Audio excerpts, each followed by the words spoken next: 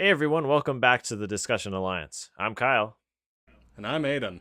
and we're back here reacting to another episode of Andor. Today we're on number 4, Aldani. We're really excited to see how this kicks off Andor's first mission with essentially the beginnings of the rebellion. So here we go, Yep, guys. that's right. Yeah, no, yeah, Let's do it. short intro. We're just going to get right to it, guys. So here we go. Let's go! There's a med pack. So yeah, as we with what we left off with, he essentially escaped the planet with the pre-Melora forces hunting him down. You're bleeding on my floor. Fix your arm. Oh, did he get cut or something? I don't remember. I don't remember that either. What the heck? Alliance, Sep, Guerrilla, Partisan Front, one of them. Isn't it all the same? It is to me. I can't remember exactly where Andor was mentally at the end of episode 3. I mean, obviously he accepted to go with him, but I wasn't sure if they made him seem more in one camp than the other beforehand, before we started this episode. You were on the ground in Mimban for 6 months. Wait, he just said Mimban. You lived because you ran. Oh, shoot. So I did not remember this. Aiden, you remember the Battle of Mimban, right? Or Mimban? The Battle of what? Mimban. Mimban. Nimban. It was Yeah, that featured. sounds familiar. It was featured in the Solo movie, Okay. and he said that Andor was a cook. This is a detail I completely forgot. about. Really? Oh, wow. What's the offer? 5 days. Big stakes, big danger. Prep team, good plan. You survive and deliver. I'll give you 200,000. It's a lot of credits, Oh, yeah. Some of that good old moolah. going up to 200,000 from. Wasn't it a few thousand he was offering for the Star Path unit or something like that? Yeah, I'm pretty sure. Jeez Louise, that's a massive markup. Ah! Coruscant. My favorite planet in all of Star Wars. Just because I like how it looks, like, in outer space, but that's about it.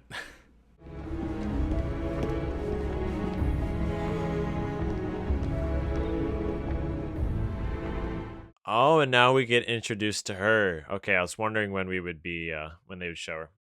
Oh, yeah, and the ISB. I think this was like the first proper time we got to see them in the media, other than from comic books, of course. Finished memorandum of recommendations regarding the problem. My staff is awaiting an assessment from Avala Six's ministerial director. And this was super cool. Was essentially an inner working scene of everything. It put a little bit more of a, I don't know if we want to necessarily humanize the Empire, but that's definitely what this did. Is it showed their perspective and all of the planning that goes in and all the discussion on how they're managing planets across the Empire. Yeah, exactly. Explore some of the inner workings of the Empire and, like, just see how they operate. And, yeah, I agree. Not humanize them per se, but get a better understanding. Security is an illusion. You want security? Call the Navy. Launch a regiment of troopers. We are health care providers. We treat sickness. That's what I was saying about the whole not wanting to necessarily humanize is what he just said, is that like they're essentially looking for anyone who is against the Empire or wanting to rebel. And what he said about healthcare is essentially extinguishing them, which in the way that he said it, it sounds, good, but it's an evil thing in terms of what's actually happening. Traffic to the Abrian sector. Proactive measures, sir. There's an increase in construction shipments going to Scarif, sir. Ah, Scarif. I wonder, that's not something I ever looked up, is how quickly or exactly when the Scarif base was built, because obviously it was destroyed in Rogue One, which Yeah, is immediately exactly. after the Death Star was made. It sounds like the base wasn't really around that long, Yeah. which is sort of crazy, but then also just shows how much Tarkin just doesn't care about anything. At least that's not true. He doesn't care necessarily about all the individual resources he has. It's very much about a care of the broader landscape of things. Don't take less than 50,000 for it. Just know it will always be worth more to me. I want it back when this is over. A little way to establish trust here. It allows him to see what Andor's worth is, but also it presents a moral dilemma for Andor and sort of makes him have to decide on what and who he wants to be. Obviously something's wrong. No. Actually, I think things are coming together. Oh, there he is. He's tempted. I was about to say he could easily just take it and leave. Are you giving me a choice here? Yeah. You take him, we'll call it off. I was planning to shut you down. So not really a choice. And if he's the problem? Well, that's the advantage of renting him. He's disposable. He's very specific on what information he delivers to each person he speaks with, and I'm wondering how serious he was with that comment. Because something tells me, like, based on what we know about him, is like, yeah, he's totally willing to kill someone to get the needs and essentially help progress the building of the rebellion. But at the same time, I'm wondering if he's just saying that to her just to say it, to like make her feel a little bit more comfortable with the situation. You will not return to your living quarters. You will leave here and be escorted with haste to the transfer center. They are in trouble. And no, you will not waste further Imperial time reading the report. But I've had nothing to do with this. Yeah, but the guy on the right was your responsibility, so you technically are, in some cases, responsible. And my files are filled with corporate security fiascos, but this takes the prize. So it looks like, yeah, the the ISB, and I can't tell if those are army troopers in the back, or maybe they're specifically part of the ISB, but clearly they're taking over this this corporate police in whatever sector they govern. I forget how many planets they cover, or if it's just Morlano 1. As of this morning, the Milana system is under permanent Imperial authority. Yep, you were right. They are taking over. So I think they're essentially just fired, or they have to resign. Yeah, and the reality, he just slapped him in the face. He screwed around, and he found out the consequences. Well, it's a long walk. Through the night. This is an amazing shot, because this was filmed on location. Yeah, I don't think they could actually recreate this on a soundstage or something. This is legitimately very lovely to look at.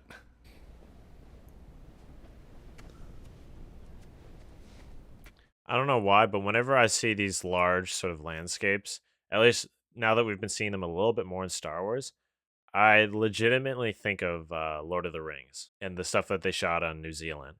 It's very open, large landscapes that have just been untouched by humans for the most part.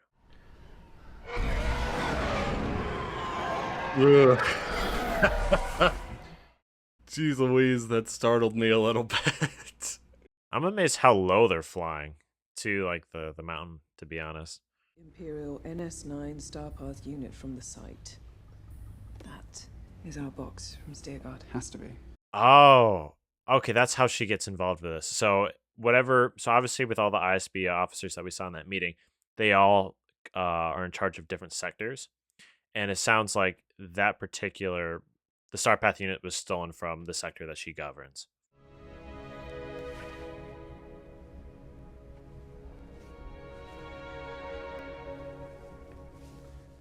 Oh yeah, his wardrobe change.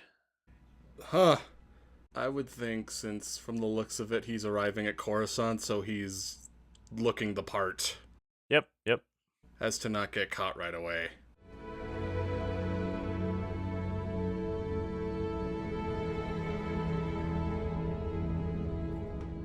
That hair doesn't look good on him, but that hair doesn't look bad on him either.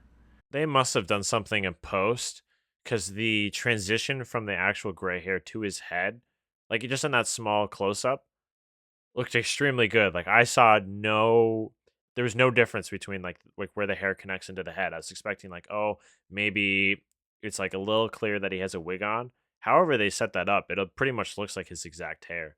Or I should say, as if it was actually attached to his head. I want the full Ferrex report. It's my sector. You might want to steady the ladder before you start climbing. Are you denying my request? for the second time today. I like that. Just realistically, that's a very boring scene, but it's really cool to see that because it just shows, even within something like the Empire or any government in real life, you're gonna have these irrational differences in arguments between people working in it. Like it doesn't for the Empire to do good, it doesn't make sense that the two of them don't get along. The two of them argue, but because there are ranks at stake, there's your personal status at stake. It puts that in the way of some things. In this case, it's something as simple as getting a hold of information. Right. Exactly. It's just, ugh. If anything, I think it highlights the unfortunate inefficiencies that can happen from when you have such a big entity, such in this case the Empire. We better make sure they know what's coming. Oh yeah, I remember these weapons. It's quite literally an AK-40, a chopped AK-47 blaster with zero stock. Oh, so it is. This is Clem. It's a bit late for surprises. That's Skeen. This is Taramin, Nemik, and Sinta. Now, where have I seen that guy before? The guy right behind Andor. He looks familiar. Where have I seen him from, other than this show?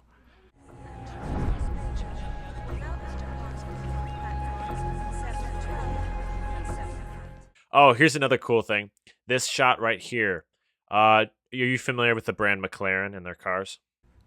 Yeah, vaguely. This was shot inside the McLaren headquarters. So everything inside that building is completely real. The only thing that was not real was any sort of screens that they put up. And of course the ship outside. They just they edited that in post.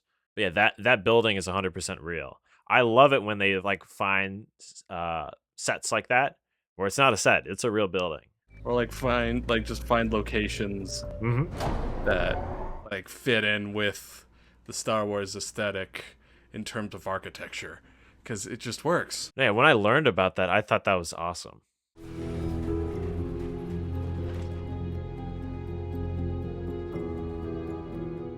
That's a cool shot.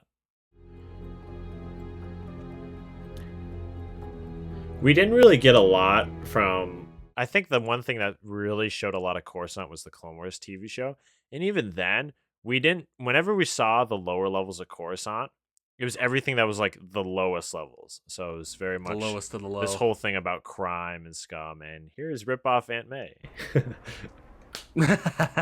Oh. What are you staring at? All motherly about it. Blaster burn needs to be cleaned. Shoot, when did he get hit? I know it's not important. I don't remember. Yeah, I don't remember. Seriously, I'm with you there. I don't remember that either. I don't remember him getting hit in the shoulder or something. So you don't know him? I know that we need him. That's all I'll say. Anything else is a violation of security. Oh, I recognize him now. Oh gosh. This guy right here, I recognize him. He's, and I just found his Wikipedia too. Ibn Mas Bakrak? I don't know how his name's spelled. But Ibn, he is Ben Grimm / The Thing in the upcoming Fantastic Four movie. And if I remember, he was also a character in the series The Bear. I've not seen it, but I remember seeing the trailer for that. Yes. That's where I recognize him from. Gotcha. That's cool that you're able to pick that out. I would have never caught that. Mon Mothma's here. New driver. Anyone we know? Oh yeah, and this is when we saw Mon Mothma for the first time since Rogue One. One would think. Oh, do you see that Beskar armor back there? Mm-hmm. You saw that for a second? I saw that. Dave Days, it's a Chandrilan custom, one of our many. Yours is a rich history. Well, that's a kind way of putting it. I put aside a few things. Do you remember what planet she's from? Mon Mothma? No.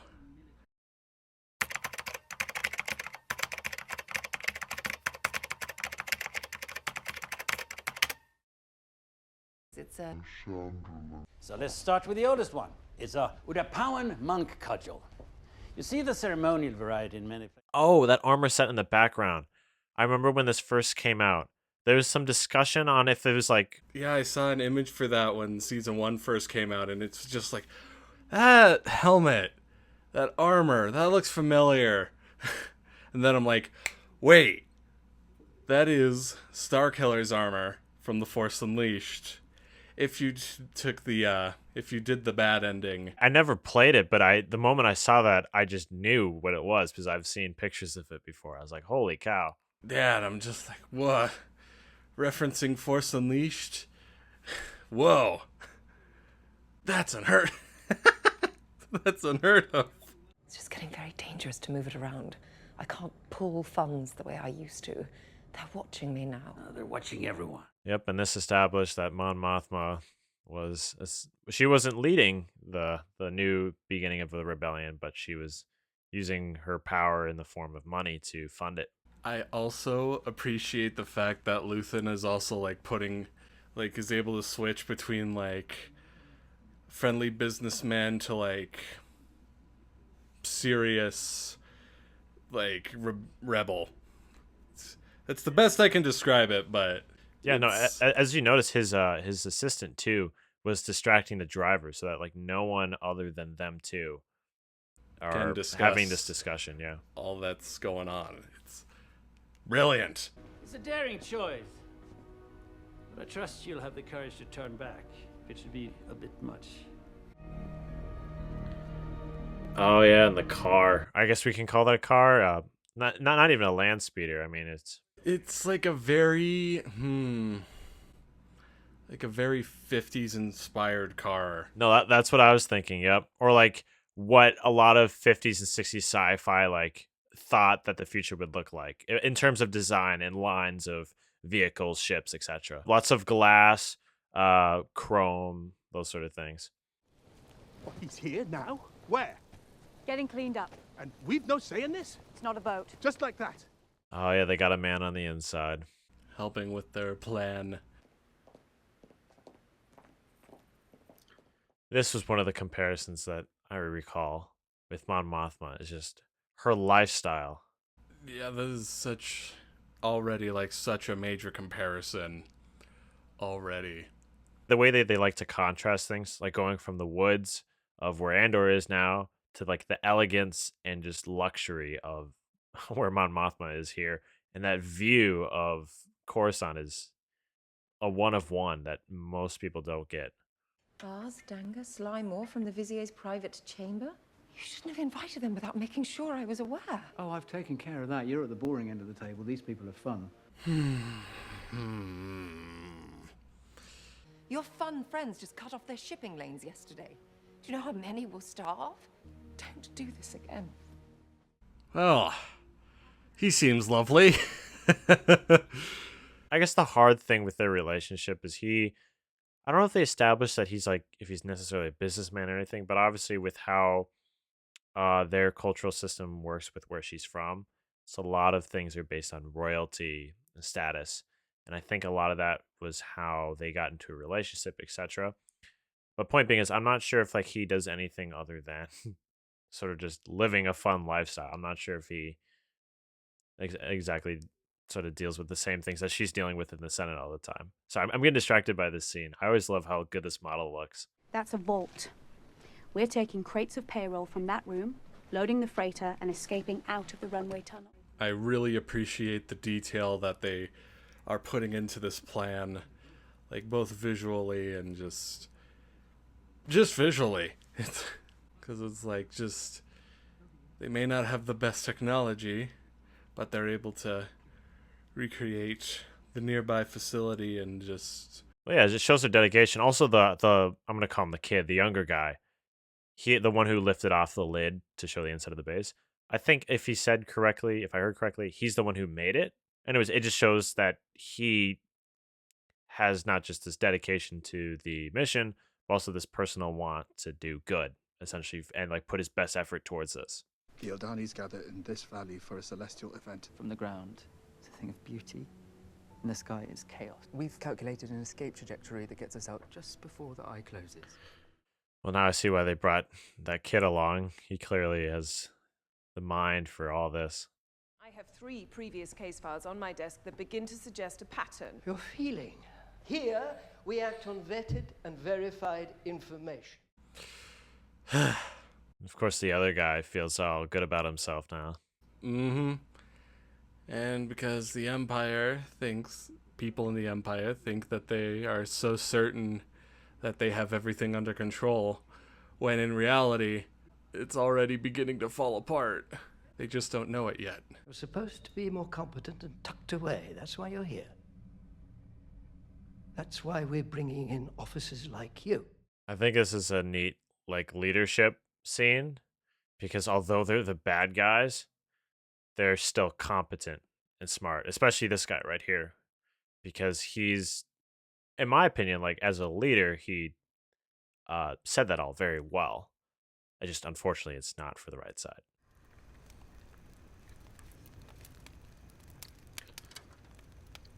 A little bit of rebellion MREs, but I'm sure that was just all cooked up over the fire there. That's an Aldani phrase book. You'll eat, you'll let Cinta check the bandage, and you'll have learned all that by morning. Oh, yeah, and I think this is the end of the episode here. Holy. And then it goes into episode 5. Oh, boy. Okay. Well.